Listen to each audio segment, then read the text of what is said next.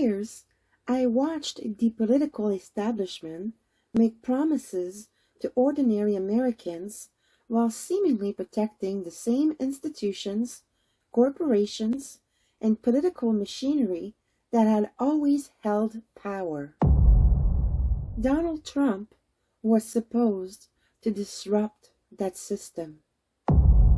And I believed America First meant something simple: secure borders, economic opportunity, an end to endless wars, and above all, a government that remembered whom it was supposed to serve: the American people.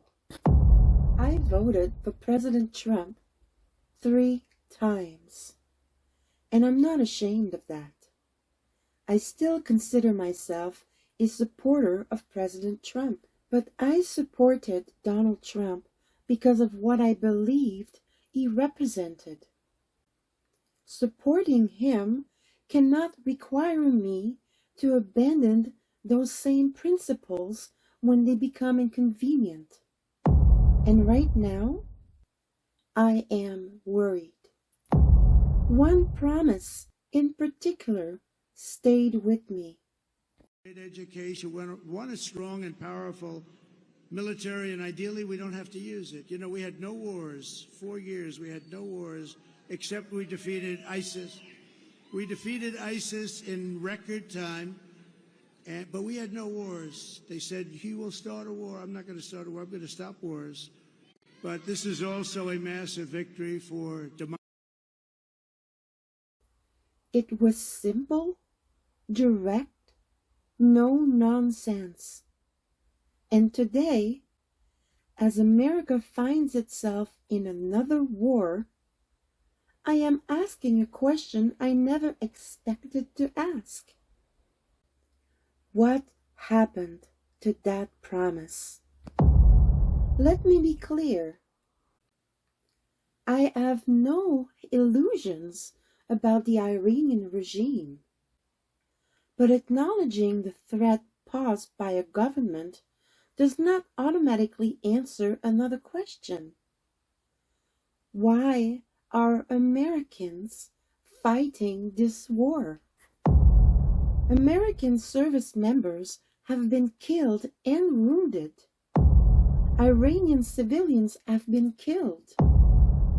Children have been killed. And a war that was supposed to address an immediate threat continues. What was the immediate threat to the United States? What does victory look like? What is the exit strategy? And how many American lives are we prepared to sacrifice before someone tells us where this ends? These are not left-wing questions. They are not anti-American questions. They are the questions every American should be allowed to ask when our country goes to war. Because respecting the men and women who wear the uniform requires us to ask what we are asking them to sacrifice. And apparently, I am not the only conservative asking. 4 questions. First, why did this happen? Now, in this case, there's a really simple answer. This happened because Israel wanted it to happen. This is Israel's war. This is not the United States' war. This war is not being waged on behalf of American national security objectives to make the United States safer or richer. This war is not actually even about weapons of mass destruction, nukes, chem bio. No, this war is waged purely because Israel wanted it to be waged. Now, why? People can disagree with Tucker Carlson, but disagreement does not make the question forbidden. Then Megyn Kelly raised the human question even more starkly. Divisions over what we've done here, and people are going to change their minds over the coming days and weeks, one way or the other. But my own feeling is no one should have to die for a foreign country. I don't think those 4 service members died for the United States. I think they died for Iran or for Israel. These are not voices coming from the political left. These are people who supported many of the same principles and policy that brought Donald Trump back to the White House. And that is why this moment matters. Because something dangerous happens when questioning a leader becomes undistinguishable from betraying a movement. Something troubling happens in political movements when the leader gradually becomes identical from the principles the movement claims to represent. Criticism becomes betrayal. Questions become attacks. Doubt becomes weakness. And eventually, loyalty to the person becomes the test of loyalty to the cause. Presidents come and go. Principles are supposed to remain. So what happens when the two collide? What happens when a president we supported makes a decision that contradicts the very reason we supported him? Do we change our principles to protect our loyalty? Or do we hold the person we supported accountable to the principles that earned our loyalty in the first place? Because if accountability only applies to Democrats when Republicans are in power, then accountability is not a principle. If fiscal responsibility only matters when the opposing party is spending money, it is not a principle. And if questioning a war is patriotic under one president but betrayal under another, then perhaps what we're defending is not principle at all. Perhaps we're simply defending our team. I refuse to believe conservatism must become that. My concern about Iran exists within a broader uneasiness. Politics today increasingly feels like a reality show that never ends. There is always another confrontation, another country, another controversy, another dramatic announcement. Canada, Greenland, NATO, Cuba, Venezuela, Iran, Russia. One story barely settles before another takes its place. Perhaps some of that is simply the world we live in. But somewhere beneath all that noise, I keep asking myself, when do we go back to Americans? When I heard America first, I did not hear America everywhere. I did not hear another war, another confrontation, another international crisis demanding America's attention. I heard a promise that the forgotten people of America would no longer be forgotten. So I find myself asking, when does America First return its focus to Americans? Because America First should be something Americans can actually feel in their lives. At the grocery store, when they pay their bill, when they need health care, when they send their children to school. Economic statistics matter. Markets matter. Inflation reports matter. But there is another measurement that matters too. Can ordinary people afford their lives? There is a difference between being told the economy is doing well and actually feeling economically secure.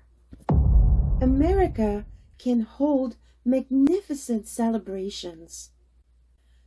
America can project power around the world.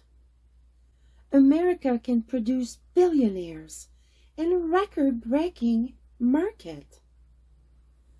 But if ordinary Americans are struggling, we should be very careful about declaring victory. And then there is the Epstein files. Millions of pages have now been released. But for many Americans, questions remain. Who knew what? Who participated? Who was protected? And why? I will not pretend that unanswered questions automatically prove a conspiracy.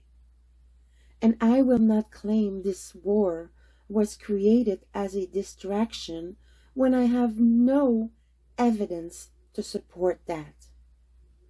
But something else concerns me. One enormous controversy is overtaken by a war. The war is overtaken by another crisis. And that crisis is overtaken by the next breaking headline. And eventually, I find myself wondering, do we ever actually get answers anymore? Or have we become so consumed by whatever happens next that we simply forget what we were asking yesterday? Because accountability cannot depend on our attention span. And perhaps that is part of the frustration now emerging among longtime Trump supporters, who sincerely supported Trump from the very beginning, wrote speeches for Trump in 2015, voted for Trump 3 times, knew people within the Trump White House, worked with the Trump White House, and all along that period, 10 years, supported Trump in public, not on television, which is easy, but in his own neighborhood, which was 100% Trump haters. I am not at the point of saying I regret my vote. I don't. But I understand how someone gets there. And perhaps that is why I am asking these questions now. Before disappointment becomes discouragement. Before concern becomes resentment. Before America First becomes another political slogan whose meaning changes depending on who is saying it. President Trump, I voted for you 3 times. I believed you when you said America should come first. I believed you when you said you would stop wars instead of starting them. And I still want you to succeed. But success cannot simply mean winning political battles. It cannot simply mean dominating headlines.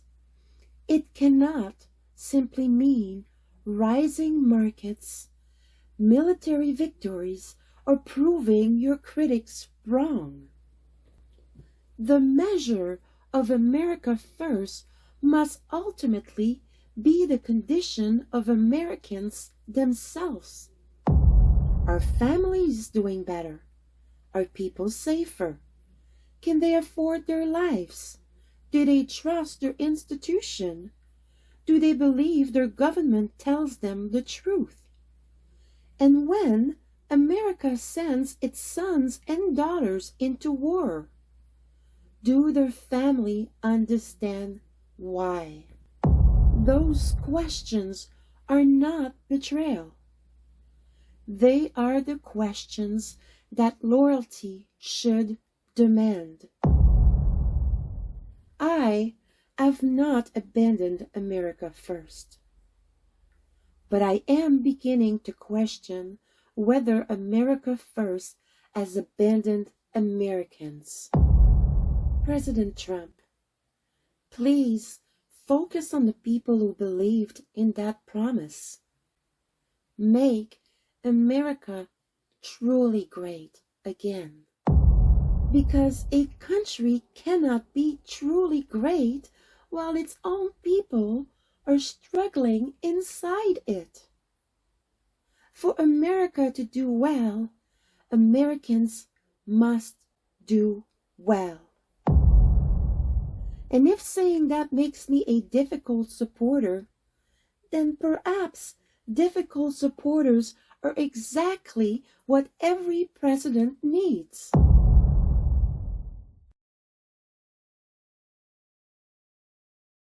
Stand firm in your faith and protect your freedom. Now, go ahead and subscribe. You already know you're coming back. This is the Emma Effect. See you soon.